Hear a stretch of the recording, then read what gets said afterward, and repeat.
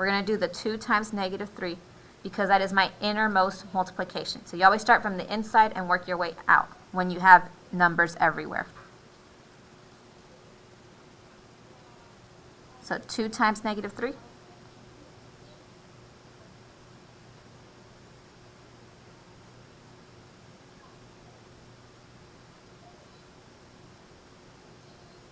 Negative 6. Negative 6. I'm going to bring everything else down.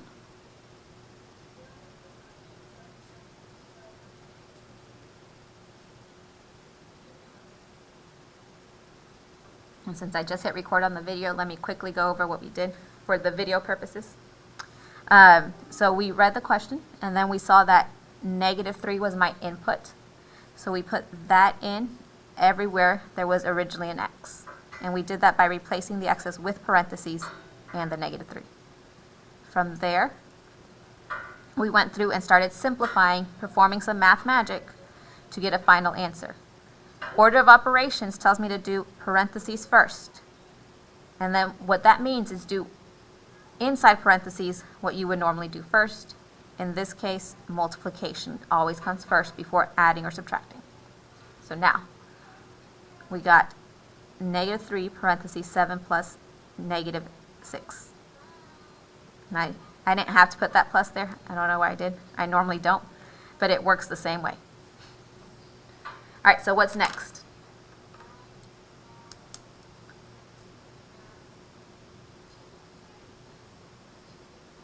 Multiply the negative 3 by what's inside the parentheses.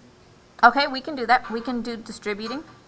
I would suggest doing this, though, just to make it smaller numbers for us. Because over here we would get negative 21 and then negative 18 and then have to work with those two. So I would first do, we can still simplify the inside the parentheses more. So if we simplify this even more, what do we get?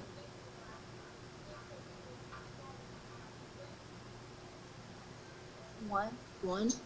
Yep. And 1 is a lot easier to work with than negative 21 and positive 18, I think. But you could have definitely done distributing. It's just however your brain thinks.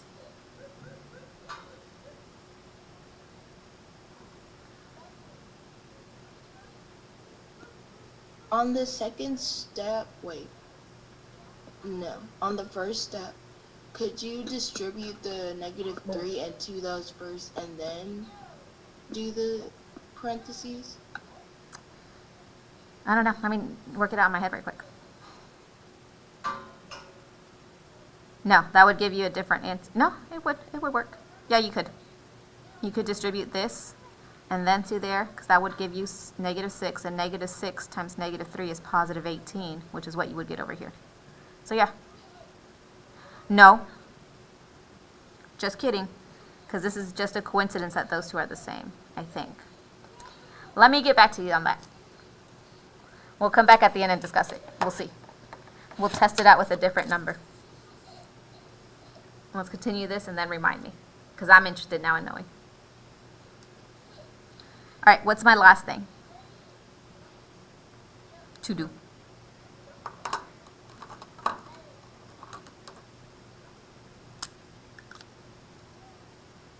Multiply the negative 3 into 1. Mm-hmm. And what is negative 3 times 1? Negative 3. Yep. So h of negative 3 equals negative 3. So negative 3 is my answer. It is just a coincidence that they're the same thing.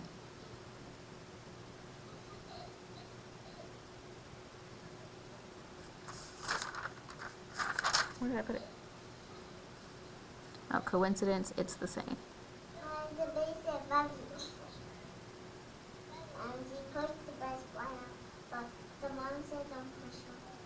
How would I write this as an ordered pair?